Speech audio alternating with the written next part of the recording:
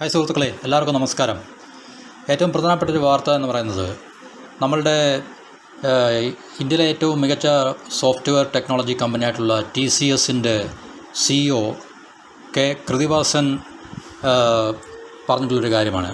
അതായത് അദ്ദേഹം പറഞ്ഞത് ആർട്ടിഫിഷ്യൽ ഇൻ്റലിജൻസിനെ അമിതമായി ആശ്രയിക്കുന്നതിന് പുള്ളി ഒരു മുന്നറിയിപ്പ് നൽകിയിട്ടുണ്ട്.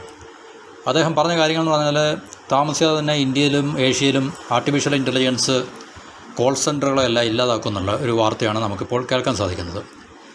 ഏഷ്യയിലുടനീളമുള്ള കോൾ സെൻറ്ററുകളെ ഒരു വർഷത്തിനുള്ളിൽ നിർമ്മിത ബുദ്ധി എന്ന് പറയുക ആർട്ടിഫിഷ്യൽ ഇൻ്റലിജൻസ് ഇല്ലാതാക്കുമെന്നാണ് അദ്ദേഹത്തിൻ്റെ അഭിപ്രായം.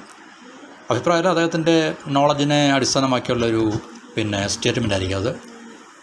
ഇതുവരെയുള്ള കാലഘട്ടങ്ങളിൽ ഈ ആർട്ടിഫിഷ്യൽ ഇൻ്റലിജൻസിൻ്റെ പേരിൽ കോൾ സെൻറ്റർ ജോലികളൊന്നും വെട്ടിക്കുറച്ചിട്ടില്ലെങ്കിലും മൾട്ടിനാഷണൽ കമ്പനികൾ അല്ലെങ്കിൽ മൾട്ടിനാഷണൽ ക്ലയൻറ്റുകൾക്ക് ഈ ഇടയിലെ ജനറേറ്റീവ് AI സ്വീകാര്യത വളരെ വ്യാപകമാകുന്നതോടെ ട്രഡീഷണലായിട്ടുള്ള അല്ലെങ്കിൽ പരമ്പരാഗതമായിട്ടുള്ള കോൾ സെൻറ്ററുകൾ അവയുടെ പ്രവർത്തനങ്ങൾ നിലച്ചേക്കും, അല്ലെങ്കിൽ പൂർണ്ണമായിട്ടല്ലെങ്കിലും ഭാഗികമായിട്ടും അല്ലെങ്കിൽ അതിൽ കൂടുതൽ നിലച്ചേക്കും എന്നുള്ളൊരു അഭിപ്രായമാണ് അദ്ദേഹം ഫിനാൻഷ്യൽ ടൈംസ് നൽകിയൊരു അഭിമുഖത്തിൽ പറഞ്ഞിട്ടുള്ളത്. അദ്ദേഹം പറഞ്ഞിട്ടുള്ളത് ഇനിയും നമുക്ക് ഈ കോൾ സെൻറ്ററുകൾക്ക് ലഭിക്കുന്ന ഇൻകമിങ് കോളുകൾ, അങ്ങനെയുള്ള കോൾ സെൻറ്ററുകൾ വളരെ കുറച്ചേ കാണുകയുള്ളൂ എന്നും, അത് ഇൻകമിങ് കോളുകൾ ലഭിക്കുന്ന വളരെ കുറച്ച് കോൾ സെൻറ്ററുകൾ മാത്രമേ കാണത്തുള്ളൂ എന്നും, കോളുകൾ മുന്നേ കൂട്ടി അറിയുവാനും തുടർന്ന് കസ്റ്റമേഴ്സിൻ്റെ ഉപഭോക്താവിൻ്റെ പരാതികളെ കംപ്ലയിൻസിനെ മുൻകൂട്ടി അഭിസംബോധന ചെയ്യുവാനും സാങ്കേതികവിദ്യയ്ക്ക് കഴിയണമെന്നും അല്ലെങ്കിൽ ആർട്ടിഫിഷ്യൽ ഇൻ്റലിജൻസിന് കഴിയുമെന്നും ഇത്തരമൊരു സാഹചര്യത്തിൽ ആണ് നമ്മളിപ്പോൾ ടെക്നോളജി ഇൻറ്റൻസീവായിട്ടുള്ള എല്ലാ ബിസിനസ് ഓപ്പറേഷൻസും ഇതുപോലൊരു ഇക്കോസിസ്റ്റം ഫേസ് ചെയ്യുന്നുവെന്നാണ് അദ്ദേഹം പറയുന്നത്. ഭാവിയിൽ ഉപഭോക്തൃ ഇടപാടുകൾ വിശകലനം ചെയ്യുന്നതിനും കോൾ സെൻറ്റർമാർ കൈകാര്യം ചെയ്യുന്ന, അതായത് പരമ്പരാഗതമായിട്ട് കോൾ സെൻറ്ററിലെ ഏജൻറ്റ്സ്, കോൾ സെൻറ്ററുകളിൽ ഉള്ള എംപ്ലോയീസ് കൈകാര്യം ചെയ്യുന്ന ജോലികൾ ഇനിയും നിർവഹിക്കുന്നതിനായിട്ട് ജനറേറ്റീവ് ആർട്ടിഫിഷ്യൽ ഇൻ്റലിജൻസ് സജ്ജീകരിച്ചിട്ടുള്ള ചാറ്റ് ബോട്ടുകൾ രൂപകൽപ്പന ചെയ്യും എന്നാണ് അദ്ദേഹം പറഞ്ഞിട്ടുള്ളത്. അപ്പം ഇപ്പോൾ തന്നെ നമുക്കറിയാം ആർട്ടിഫിഷ്യൽ ഇൻ്റലിജൻസിൻ്റെ വളരെ വൈഡ് സ്പ്രെഡായിട്ടുള്ള യൂസ് അല്ലെങ്കിൽ റവല്യൂഷണറി ആയിട്ടുള്ളൊരു മാറ്റമാണ് ആർട്ടിഫിഷ്യൽ ഇൻ്റലിജൻസ് നമ്മുടെ ടെക്നോളജിക്കൽ വേൾഡിൽ ഉണ്ടായിക്കൊണ്ടിരിക്കുന്നത്. അപ്പോൾ ഇത് പരമ്പരാഗതമായിട്ടുള്ള കോൾ സെൻറ്ററുകൾ അല്ലെങ്കിൽ ബാക്ക് ഓഫീസ് ഓപ്പറേഷൻസ് ഇതുപോലുള്ള പ്രവർത്തനങ്ങളെ തീർച്ചയായിട്ടും ഗണ്യമായ തോതിൽ ബാധിക്കുമെന്നും പരമ്പരാഗതമായിട്ടുള്ള കോൾ സെൻറ്ററുകളൊന്നും ഇനിയും കാണുവാനുള്ള സാഹചര്യം ഇന്ത്യയിലും മറ്റ് ഏഷ്യൻ രാജ്യങ്ങളിലൊന്നും ഇല്ല എന്നുമാണ് അദ്ദേഹം പറയുന്നത്. അപ്പം അദ്ദേഹം പറഞ്ഞിരിക്കുന്നത് ആർട്ടിഫിഷ്യൽ ഇൻ്റലിജൻസിനെ അമിതമായി ആശ്രയിക്കുന്നതും അപകടകരമാണ് എന്നാണ് അദ്ദേഹം പറയുന്നത്. കാരണം ടെക്നോളജിയാണ്. നാസ്കോമിൻ്റെ കണക്ക് പ്രകാരം $48.9 ബില്യൺ, അതായത് 4.1 ലക്ഷം കോടി രൂപ മൂല്യം വരുന്ന IT business process outsourcing BPO വ്യവസായത്തിൽ ഏകദേശം ഇന്ത്യയിൽ 50 ലക്ഷം ആൾക്കാർ ജോലി ചെയ്യുന്നുണ്ട്.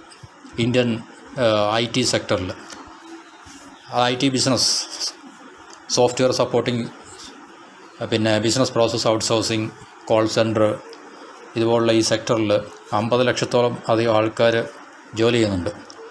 അപ്പം TCSൽ മാത്രം 6 ലക്ഷത്തിലധികം തൊഴിലാളികളും $30 ബില്യൺ $2.5 ലക്ഷം കോടി രൂപയുടെ വാർഷിക വരുമാനവും ഉണ്ട്.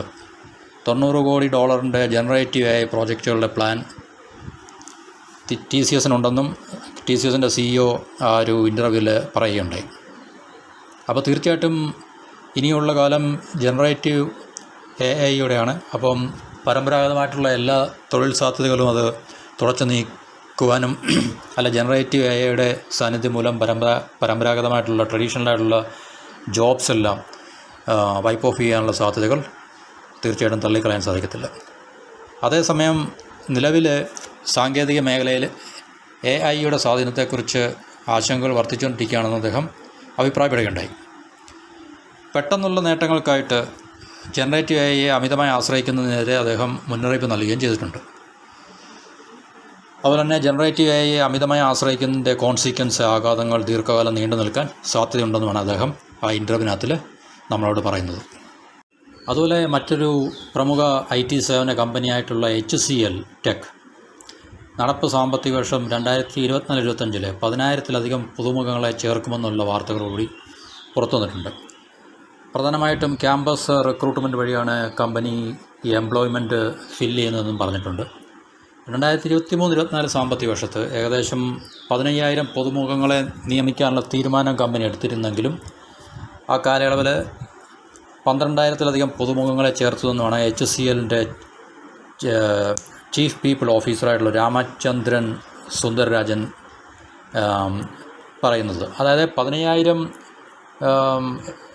മാൻ പവർ ആഡ് ചെയ്യാൻ അവർ പ്ലാൻ ചെയ്തിരുന്നെങ്കിലും 12,000 എംപ്ലോയ്മെൻറ്റ് മാത്രമേ അവർക്ക് ഫില്ല് ചെയ്യാൻ സാധിച്ചുള്ളൂ 2023-24 സാമ്പത്തിക വർഷം. ഈ വർഷം അത് 10,000-ലധികം പുതുമുഖങ്ങളെ കമ്പനിയിലേക്ക് റിക്രൂട്ട് ചെയ്യാനുള്ള സാധ്യതയുണ്ടെന്നാണ് പറയുന്നത്.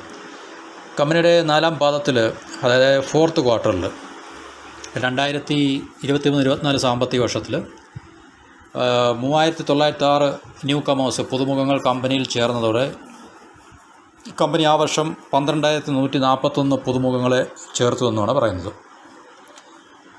അപ്പം 4ാം പാദത്തിൽ ഈ പറഞ്ഞ റിക്രൂട്ട്മെൻറ്റ് നടന്നതോടുകൂടി കമ്പനിയിലെ ആകെ മാൻ പവറിൻ്റെ എണ്ണം 2.27 ലക്ഷമായിട്ടുണ്ട്. അതുപോലെ തന്നെ നടപ്പ് സാമ്പത്തിക വർഷത്തിൽ 2024-25 10,000-ലധികം പുതുമുഖങ്ങളെ ചേർക്കാൻ ഒരുങ്ങുന്നത്. അപ്പം കമ്പനിയുടെ ആവശ്യമനുസരിച്ച് ഓരോ പാദത്തിലും ഓരോ ക്വാർട്ടറിലും കമ്പനിയുടെ റിക്വയർമെൻ്റ് അനുസരിച്ച് ഇപ്പോൾ 10,000 അല്ലെങ്കിൽ 15,000 അവർ പ്ലാൻ ചെയ്യുന്നെങ്കിൽ ഈ 15,000 അല്ലെങ്കിൽ 10,000 എംപ്ലോയീസിനെ ഒരു റിക്രൂട്ട്മെൻറ്റ് സ്റ്റേജിൽ കൂടെ അല്ല അവർ റിക്രൂട്ട് ചെയ്യുന്നത്. ഓരോ പാദത്തിലും ഓരോ ക്വാർട്ടറിലും കമ്പനിയുടെ റിക്വയർമെൻ്റ് അനുസരിച്ച് ആവശ്യമനുസരിച്ച് മാത്രമാണ് നിയമനങ്ങൾ നടത്തുന്നത്. അതുപോലെ തന്നെ കമ്പനിയിൽ നിന്ന് കൊഴിഞ്ഞു പോകുന്നവരുടെ അട്രീഷൻ റേറ്റ് എന്ന് പറയും, കൊഴിഞ്ഞു പോകുന്നവരുടെ നിരക്ക് മുൻ പാദത്തിൽ 12.8% നിന്ന് 4ാം പാദത്തിൽ 4th ക്വാർട്ടറിൽ 12.4% കുറഞ്ഞു. കാരണം ഈ മേഖലകളിലൊക്കെ അട്രീഷൻ റേറ്റും വളരെ കൂടുതലാണ്. അപ്പം ഒരു കമ്പനിയെ സംബന്ധിച്ച് അട്രീഷൻ റേറ്റ് വളരെ കുറയ്ക്കുക എന്നുള്ളതും അവരുടെ ഒരു ടാസ്ക് തന്നെയാണ്. കാരണം ഒരു എംപ്ലോയിയെ റിക്രൂട്ട് ചെയ്ത് ട്രെയിൻ ചെയ്ത് കമ്പനിയിലേക്ക് അവർക്ക് അപ്പോയിൻ്റ് ചെയ്ത് കൊണ്ടുവരണമെങ്കിൽ കമ്പനിക്ക് ഒത്തിരി പൈസയും ടൈമും ഒക്കെ സമയവും പൈസയൊക്കെ ചിലവഴിക്കേണ്ടതായിട്ടുണ്ട്. അപ്പോൾ തീർച്ചയായിട്ടും എല്ലാ കമ്പനികളും, പ്രത്യേകിച്ച് സോഫ്റ്റ്വെയർ മേഖലയിലുള്ള എല്ലാ കമ്പനികളും ഫേസ് ചെയ്യുന്ന വലിയൊരു പ്രശ്നമാണ് ഈ അട്രീഷൻ റേറ്റ് എന്ന് പറഞ്ഞത്. അപ്പോൾ 12.8% നിന്ന് മുൻ പാദത്തിൽ, അതായത് 3ാം പാദത്തിൽ 3rd ക്വാർട്ടറിൽ 12.8% എന്നുള്ള അട്രീഷൻ റേറ്റ് 12.4% കമ്പനിക്ക് കുറയ്ക്കാനും സാധിച്ചിട്ടുണ്ടെന്ന് പറയുന്നുണ്ട്. അതുപോലെ തന്നെ കമ്പനിയുടെ ഫൈനാൻഷ്യൽസ് നോക്കിക്കഴിഞ്ഞാൽ 2023-24 സാമ്പത്തിക വർഷം കമ്പനിയുടെ ലാഭം 5.73% വർദ്ധിച്ച് 15,702 കോടി രൂപയെന്ന് പറയുന്നുണ്ട്. വരുമാനം റവന്യൂ 8.33% വർദ്ധിച്ച് 1.09 ലക്ഷം കോടി രൂപയായി. അതുപോലെ തന്നെ 18 രൂപയുടെ ഇടക്കാല ലാഭവിഹിതവും ഇൻ്ററിം ഡിവിഡൻഡ് കമ്പനി പ്രഖ്യാപിക്കുകയും ചെയ്തിട്ടുണ്ട്. അപ്പോൾ ഇതാണ് HCLനെ കുറിച്ചുള്ള വാർത്തകൾ എന്ന് പറഞ്ഞത്. അടുത്ത പ്രധാനപ്പെട്ടൊരു വാർത്ത എന്ന് പറഞ്ഞാൽ ഐഫോൺ നിർമ്മിക്കുന്ന ലോകത്തിലെ ഏറ്റവും വലിയ കമ്പനിയായിട്ടുള്ള ആപ്പിളിനെ കുറിച്ചാണ്. ആപ്പിളിന് ഇന്ത്യയിലെ 5 ലക്ഷം തൊഴിലാളികളെ അവരുടെ ഉൽപ്പാദനം ഇരട്ടിയാക്കുന്ന ലക്ഷ്യം മുന്നിൽ കണ്ടുകൊണ്ട് ഏകദേശം 5 ലക്ഷം തൊഴിലാളികളെ ആവശ്യമുണ്ടെന്നുള്ളതാണ്. ആപ്പിൾ ഉൽപ്പാദിപ്പിക്കുന്ന 7 ഐഫോണുകളിൽ ഒരെണ്ണം ഇന്ത്യയിൽ ആണ് നിർമ്മിക്കുന്നതെന്നുള്ള ഒരു ഡേറ്റ നമുക്ക് മനസ്സിലാക്കാൻ സാധിക്കും. വലിയ വിപുലീകരണത്തിന് തയ്യാറെടുക്കുന്നു എന്നുള്ള വാർത്തയാണ് ഐഫോൺ നിർമ്മാതാക്കളായ ആപ്പിൾ. ഉൽപ്പാദനം വർദ്ധിപ്പിച്ച് കയറ്റുമതി കൂട്ടുക എന്ന ലക്ഷ്യമാണ്. അടുത്ത 3 വർഷത്തിനുള്ളിൽ 5 ലക്ഷം ഇന്ത്യക്കാർക്ക് ഇതുവഴി തൊഴിൽ ലഭിക്കുമെന്നാണ് കണക്കുകൂട്ടുന്നത്. നിലവിൽ ആപ്പിളിന് ഇന്ത്യയിലെ 1.5 ലക്ഷം ജീവനക്കാരുള്ളത്. അപ്പോൾ അടുത്ത 3 വർഷത്തിൽ കമ്പനി ഉൽപ്പാദനം വർദ്ധിപ്പിക്കുന്നതിൻ്റെ ഭാഗമായിട്ട് കമ്പനിയുടെ എക്സ്പാൻഷൻ നടക്കുന്നതിൻ്റെ അടിസ്ഥാനത്തിൽ തീർച്ചയായിട്ടും 5 ലക്ഷം ഇന്ത്യക്കാർക്ക് തൊഴിൽ ഈ മേഖലയിൽ ലഭിക്കുമെന്നുള്ള കണക്കൂട്ടലാണ്. 2023 ഇന്ത്യയിൽ നിന്ന് റെക്കോർഡ് വരുമാനമാണ് കമ്പനിക്ക് ലഭിച്ചത്. ഇന്ത്യ ഒരു വലിയ ഉൽപ്പാദന ഹബ്ബാക്കി മാറ്റുക എന്ന ദീർഘവീക്ഷണമാണ് ആപ്പിളിനുള്ളതെന്നും ആപ്പിളിൻ്റെ ഒഫീഷ്യൽ റിപ്പോർട്ടിൽ പറഞ്ഞിട്ടുണ്ട്. ചൈനയുടെ വിഹിതമാണ് ഇന്ത്യയിലേക്ക് അവർ വഴിമാറ്റുന്നത്. കാരണം ചൈനയിൽ നിന്നുള്ള സപ്ലൈ ചെയിൻ പതുക്കെ അവർ ഇന്ത്യയിലേക്ക് മാറ്റുന്നതിൻ്റെ ലക്ഷണം കൂടാണിത് എന്ന് പറഞ്ഞാൽ. കയറ്റുമതിയിലും ആപ്പിളിനെ സംബന്ധിച്ച് വളരെ വർദ്ധിച്ച പുരോഗമനം അല്ലെങ്കിൽ കുതിപ്പുണ്ടാക്കാൻ സാധിച്ചിട്ടുണ്ട്. കഴിഞ്ഞ വർഷം വളരെ വലിയ കുതിപ്പാണ് അല്ലെങ്കിൽ കയറ്റുമതിയിൽ അവർക്ക് നേടാൻ സാധിച്ചിട്ടുള്ളത്. 10 million unit 10 million apple phones കയറ്റുമതി നടത്തിയതിനോടൊപ്പം ഈ കയറ്റുമതിയിൽ നിന്നുണ്ടായ വരുമാനത്തിലും ഗണ്യമായിട്ടുള്ള വർധനവ് അവർക്കുണ്ടാക്കാൻ സാധിച്ചിട്ടുണ്ട്. തൊട്ട് മുമ്പത്തെ സാമ്പത്തിക വർഷത്തെ, അതായത് കഴിഞ്ഞ വർഷം എന്ന് പറയുമ്പോൾ 2023-24, അതിന് മുമ്പുള്ള സാമ്പത്തിക വർഷത്തെ $6.27 ബില്യൺ നിന്ന് 2023-24 വർഷത്തെ വരുമാനം $12.1 ബില്യൺ ഉയരുന്നത്. അപ്പോൾ തീർച്ചയായിട്ടും ഇതിൽ നിന്ന് നമുക്ക് മനസ്സിലാക്കാൻ പറ്റുന്നത് ആപ്പിളിൻ്റെ ഇന്ത്യയിലെ ഓപ്പറേഷൻസ് എന്ന് പറഞ്ഞാൽ വളരെയധികം സക്സസ്ഫുള്ളായിട്ടുള്ളൊരു ബിസിനസ് വെഞ്ചറായിട്ട് മാറിക്കൊണ്ടിരിക്കുകയാണെന്നുള്ള. അപ്പോൾ ഈ വർദ്ധിച്ചു വരുന്ന ഇവരുടെ ബിസിനസ് വോളിയത്തിൻ്റെ അടിസ്ഥാനത്തിലാണ് തീർച്ചയായിട്ടും അടുത്ത 3 മുതൽ 5 വർഷത്തിനുള്ളിൽ ഈ 5 ലക്ഷം പേർക്ക് ജോലി കിട്ടത്തക്ക രീതിയിലുള്ള വിപുലീകരണം കമ്പനി നടത്താൻ പോകുന്നുള്ളത്. മുംബൈ ആസ്ഥാനമായ ക്ലീൻ മാക്സ് എന്ന സോളാർ കമ്പനിയുമായിട്ട് ആപ്പിൾ കഴിഞ്ഞ ആഴ്ച ഒരു കരാറിലെത്തിയിട്ടുണ്ടായിരുന്നു. ഇന്ത്യയിലെ ആപ്പിളിൻ്റെ ഓഫീസുകളും സ്റ്റോറുകളും സോളാർ വൈദ്യുതിയിലേക്ക് മാറ്റുന്നതിൻ്റെ ഭാഗമായിട്ടാണ് ഈ കരാർ.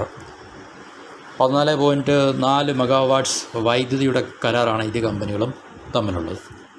അപ്പോൾ തീർച്ചയായിട്ടും ഒരു കമ്പനി പ്രവർത്തനം ആരംഭിക്കുന്നതോടുകൂടി മറ്റ് കമ്പനികൾക്കും തീർച്ചയായിട്ടും വാണിജ്യപരമായിട്ടുള്ള മെച്ചങ്ങൾ ഉണ്ടാക്കുവാൻ സാധിക്കുമെന്നുള്ളതിന് തെളിവാണിത്. 14.4 മെഗാവാട്ട്സ് വൈദ്യുതിയുടെ കരാറിലാണ് ഇരു കമ്പനികളും ഏർപ്പെട്ടുള്ളത്. ആപ്പിളുമായിട്ട് US-ലും സ്പെയിനിലും സഹകരണമുള്ള കമ്പനിയാണ് ക്ലീൻ മാക്സ് എന്ന് പറഞ്ഞാൽ മുംബൈ ആസ്ഥാനമായിട്ടുള്ള. അപ്പം ലോകത്ത് നിർമ്മിക്കുന്ന 7 ഐഫോണുകളിൽ ഇപ്പോൾ ആപ്പിൾ ലോകത്ത് 7 ഐഫോൺ നിർമ്മിച്ചു കഴിഞ്ഞാൽ അതിലൊരെണ്ണം ഇപ്പോൾ ഇന്ത്യയിലാണ്. ഭാവിയിൽ തീർച്ചയായിട്ടും ആ ഒരു റേഷ്യോയിലും അല്ലെങ്കിൽ സ്ട്രക്ചറിലൊക്കെ മാറ്റം ഉണ്ടാകും. മൊത്തം ആപ്പിളിൻ്റെ നിർമ്മാണത്തിൻ്റെ 14% വരും. ഇത് വരും വർഷങ്ങളിൽ 25% എത്തിക്കാനാണ് ആപ്പിൾ ലക്ഷ്യമിടുന്നത്. അപ്പോൾ ഇന്ത്യയെ വലിയൊരു നിർമ്മാണ ഹബ്ബ് മാത്രമായിട്ടല്ല ഐഫോൺ നിർമ്മാതാക്കൾ കാണുന്നത്, വലിയൊരു മാർക്കറ്റ് ഇവിടെ ഉണ്ടെന്ന് തീർച്ചയായിട്ടും ആപ്പിൾ മാത്രമല്ല മറ്റ് മൊബൈൽ ഫോണിൻ്റെ മാനുഫാക്ചറേഴ്സും അല്ലെങ്കിൽ ബിസിനസ് കോർപ്പറേറ്റ്സും എല്ലാം ഇന്ത്യയെ വലിയൊരു മാർക്കറ്റായിട്ടും അതോടൊപ്പം തന്നെ ഇന്ത്യയെ വലിയൊരു മാനുഫാക്ചറിങ് ഹബ്ബായിട്ടും മാറ്റിയെടുക്കുക എന്നുള്ള ഉദ്ദേശത്തോടെയാണ്. അപ്പോൾ അതിൻ്റെ നേതൃത്വം വഹിക്കുന്നത് തീർച്ചയായിട്ടും ആപ്പിൾ എന്ന് പറയുന്ന ലോകത്തിലെ ഏറ്റവും നമ്പർ 1 കമ്പനിയാണ്. അപ്പോൾ ഇതാണ് തീർച്ചയായിട്ടും ഇന്നത്തെ പ്രധാനപ്പെട്ട വാർത്തകളെന്ന് പറയുന്നത്. അപ്പം എല്ലാവരും ഈ വീഡിയോ കാണുക, വീഡിയോ ലൈക്ക് ചെയ്യുക. തീർച്ചയായിട്ടും നിങ്ങൾ ഈ ചാനൽ സബ്സ്ക്രൈബ് ചെയ്തിട്ടില്ലെങ്കിൽ ചാനൽ സബ്സ്ക്രൈബ് ചെയ്യുക. ഈ വീഡിയോ മറ്റുള്ളവരുമായിട്ട് ഷെയർ ചെയ്യുക.